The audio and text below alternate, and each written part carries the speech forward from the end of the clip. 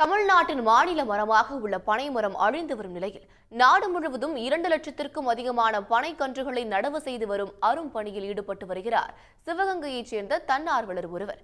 அது குறித்து விளக்குகிறது இந்த செய்தி தொகுப்பு. தமிழர்களின் வாழ்வோடும் மொழியோடும் ஒன்றுபட்ட பனைமரம் தமிழ்நாட்டின் மாநில மரமாகவும் விளங்குகிறது.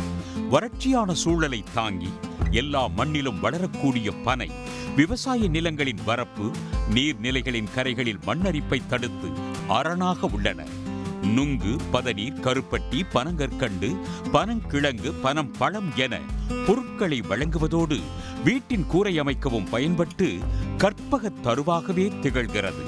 சங்க காலம் முதல் பனைமரத்தை தமிழர்கள் கொண்டாடி வளர்த்து வந்த நிலையில் நவீன காலத்தில் அதன் பயன்பாடு குறைந்துள்ளதால் பனைமரங்களும் அருகி வருகின்றன.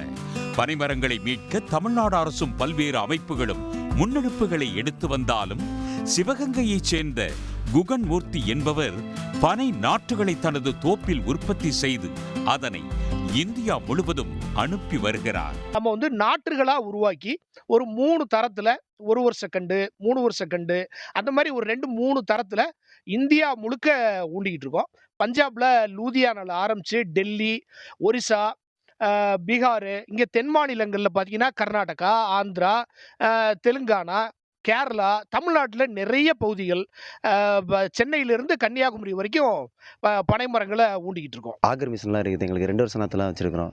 ஆகர் மிஷினை வச்சு அதை போட்டு கொடுத்து வந்துடும். 3 அடி ஆழத்தில் போட்டு நட்டு கொடுத்துட்டு வந்துடும். பெரிய பெரிய கண்டுலாம் நாங்கள் வச்சுருக்கிறோம்.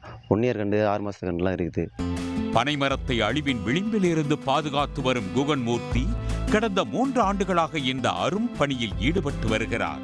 இனியும் அதை தொடர்வேன் என்கிறார் பெருமகிழ்ச்சியுடன். சன் செய்திகளுக்காக சிவகங்கை செய்தியாளர் செந்தில். உடனுக்குடன் செய்திகளை தெரிந்து கொள்ள சன் நியூஸ் பெல் ஐகானை கிளிக் பண்ணுங்க.